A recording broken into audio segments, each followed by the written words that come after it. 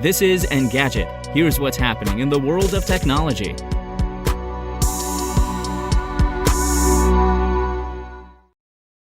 Today is October 18th.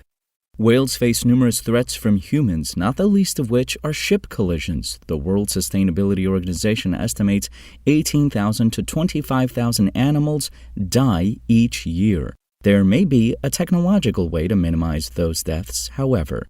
Reuters reports Chile's government and the Mary Foundation have deployed the first smart buoy from the Blue Boat Initiative, an effort to both safeguard whales and track undersea ecosystems. The device, floating in the Gulf of Corcovado, 684 miles away from Chile, alerts ships to nearby blue, humpback, right, and sei whales to help avoid incidents. The technology uses oceanographic sensors and AI-powered listening to the deep ocean environment (LIDO) software to determine a waterborne mammal's type and location. It also checks the ocean's health by monitoring oxygen levels, temperature, and other criteria. That extra data could help study climate change and its impact on sea life. The Blue Boat Initiative currently aims to install 6 or more buoys to protect whales across the Gulf. In the long term, though, project members hope to blanket the whales' complete migratory route between Antarctica and the equator. This could reduce collisions across the creature's entire habitat, not to mention better inform government decisions about conservation and the environment. The technology may be as important for humans as for the whales. On top of their roles in delicately balanced ecosystems, whales both help capture CO2 and redistribute heat through ocean currents. The more these animals are allowed to flourish, the better the ocean is at limiting global warming and its harmful effects. And TikTok is once again updating its live streaming features, and this time the biggest improvements affect the people who can't watch. For starters, the upgrade now lets TikTok live users host adult-only broadcasts. If a stream is likely to include lots of colorful language or tackle traumatic subjects, you can make sure the audience is mature enough to handle it.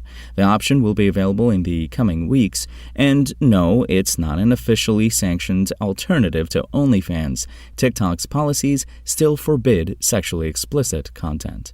The social video service is also raising the minimum age for hosts from 16 to 18 starting November 23rd.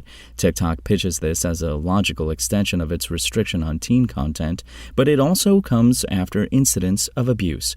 Older viewers have sexually exploited teen hosts, for example, while teens have made threats against schools. In theory, the higher minimum age will reduce the number of school-age kids using Live to get into the kinds of trouble that wouldn't be possible using pre-recorded clips. Accordingly, a feature arriving in the weeks ahead will remind creators to block keywords they've filtered out in the past. There is one upgrade that brings more people into the fold. A recently expanded multi-guest feature now lets a host invite up to 5 other participants using either a grid or panel layout. This can be helpful for pro creators who want to air full-fledged shows, of course, but it could also be helpful for any streamer who wants to bring more friends into a conversation. TikTok is facing government pressure to implement audience controls like this. American and British officials are worried the social network might harm children, whether through promoting unhealthy behavior or jeopardizing privacy. Age restrictions won't necessarily prevent abuses of live broadcasts, but they could indicate that TikTok is addressing key concerns. If you want to catch the latest tech news as it's happening, check out Engadget.com or tune in again every weekday.